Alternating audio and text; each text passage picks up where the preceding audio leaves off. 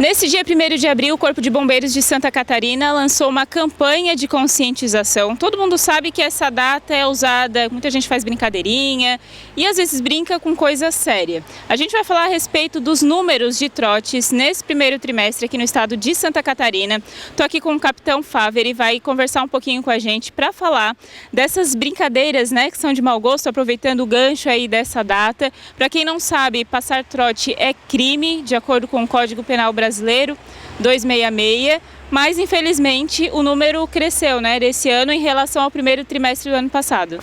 Exatamente, é uma brincadeira de bastante mau gosto. Como você falou, é crime passar trote para o serviço de emergência, não só para o Corpo de Bombeiros, mas também Polícia Militar, Defesa Civil.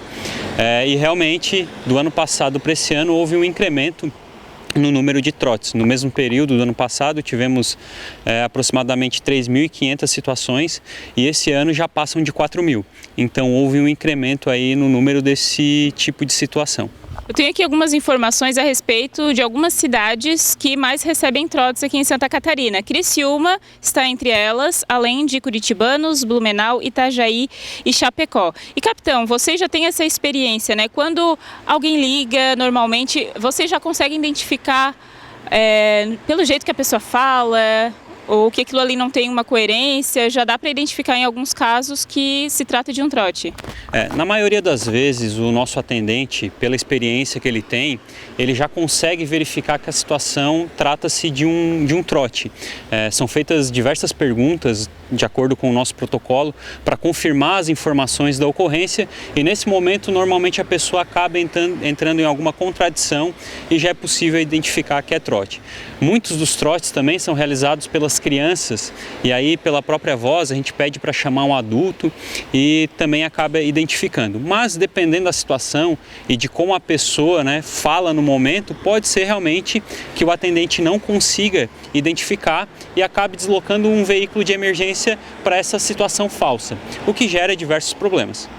Falando um pouquinho sobre essa questão das crianças, que você falou, normalmente tem um padrão assim do que eles falam nesse trote, por exemplo, minha casa está pegando fogo, tem alguma situação em comum que normalmente as pessoas passam trote para os bombeiros?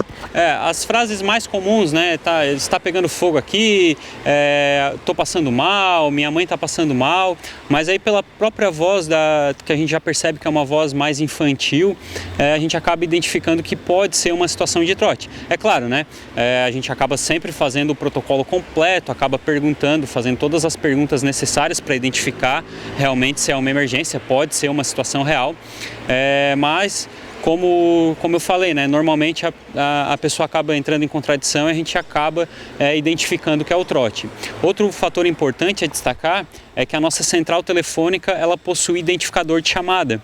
Então a gente consegue visualizar qual é o número que está fazendo a ligação e conseguindo fazer essa identificação, normalmente essa informação é repassada à Polícia Civil através de um boletim de ocorrência e se a gente conseguir identificar a pessoa que realizou, esse ato, ela acaba sofrendo as punições previstas em lei. Bom, a gente conhece o trabalho do Corpo de Bombeiros, sempre falamos do serviço que é feito, nas questões de emergências, e como a gente vê aqui, o caminhão acaba sendo o deslocamento de toda a equipe, a questão de equipamentos, então é um risco que a equipe acaba correndo também, sem contar que quem precisar, pode precisar no mesmo momento, acaba demorando ainda mais também. E, por exemplo, a gente está aqui no 4º Batalhão de Bombeiros Militar, que não atende só Criciúma, tem outras cidades, Exatamente.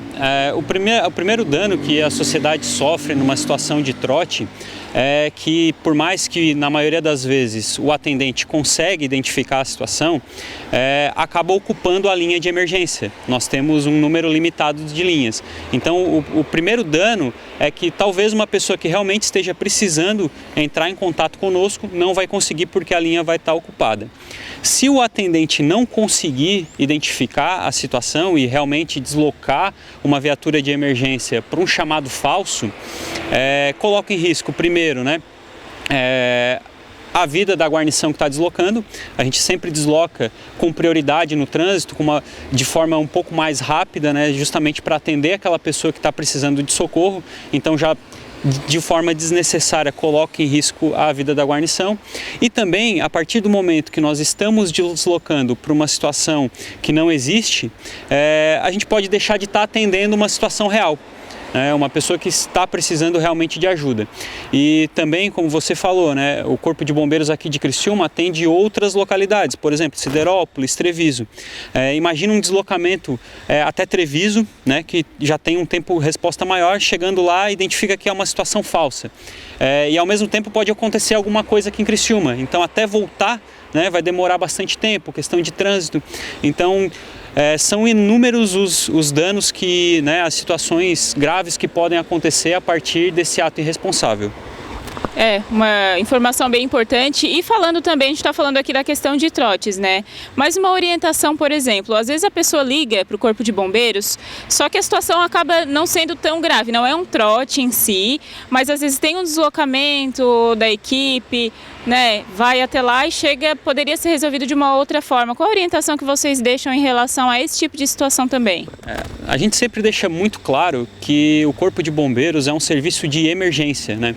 Então é meio complicado a gente dizer para a pessoa o que é realmente uma emergência, o que não é, às vezes a pessoa não consegue identificar.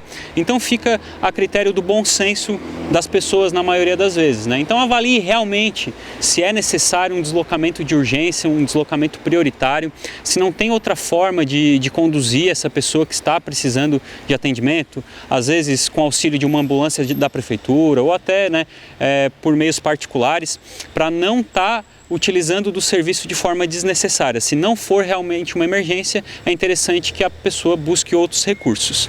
Então tá certo, obrigada.